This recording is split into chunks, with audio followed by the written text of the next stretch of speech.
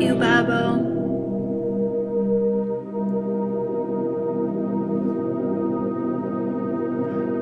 The Earth Mother Demeter had a beautiful daughter called Persephone, who was out playing one day. Persephone came upon one particularly lovely bloom and reached out her fingertips to cup its lovely face. Suddenly, the ground began to shake, and a giant zigzag ripped across the land. Up from deep within the earth charged Hades, the god of the underworld. He stood tall and mighty in a black chariot driven by 4 horses the color of ghost. Hades seized Persephone into his chariot, her veils and sandals flying. Down, down, down into the earth he reined his horses.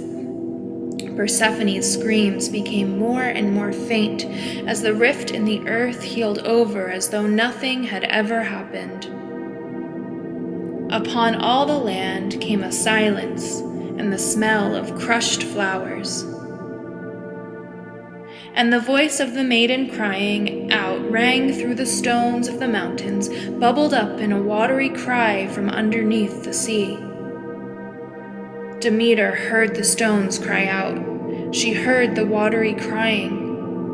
And tearing her wreath from her immortal hair, and unfurling down from each shoulder her dark veils, she flew out over the land like a great bird, searching, calling for her daughter. That night, an old crone at the edge of a cave remarked to her sisters that she had heard 3 cries that day. One, a youthful voice crying out in terror, and another calling plaintively, and a third, that of a mother weeping. Persephone was nowhere to be found, and so began Demeter's crazed and months-long search for her beloved child. Demeter raged, she wept, she screamed, she asked after, searched every land formation underneath, inside, and atop, begged mercy, begged death, but she could not find her heart child. So, she who made everything grow in perpetuity cursed all fertile fields of the world, screaming in her grief, "Die, die, die!" Because of Demeter's curse, no child could be born, no wheat could rise for bread, no flowers for feasts, no boughs for the dead. Everything lay withered and sucked at parched earth and dry breast. Demeter herself no longer bathed. Her robes were mud-drenched, her hair hung in tangles. Even though the pain in her heart was staggering, she would not surrender. After many askings, pleadings, and episodes, all leading to nothing, she finally slumped down at the side of a well in a village where she was unknown. And she leaned her aching body against the cool stone of the well. Along came a woman, or rather a sort of woman. And this woman danced up to Demeter, wiggling their hips in a way suggesting sexual intercourse, and shaking their breasts in their little dance. And when Demeter saw them, she could not help but smile just a little.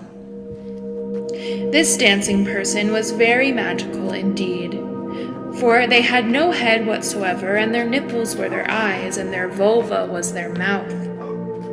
It was through this lovely mouth that they began to regale Demeter with some nice, juicy jokes. Demeter began to smile, and then chuckled, and then gave a full, deep belly laugh.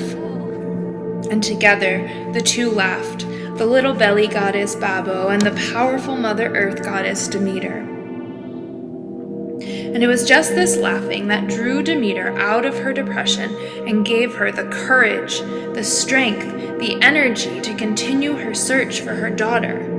She fled to Zeus, and with the help of Baubo and the crone Hecate and the sun Helios, was ultimately successful. Persephone was restored to her mother. The world, the land, and the bellies of all humans thrived once more.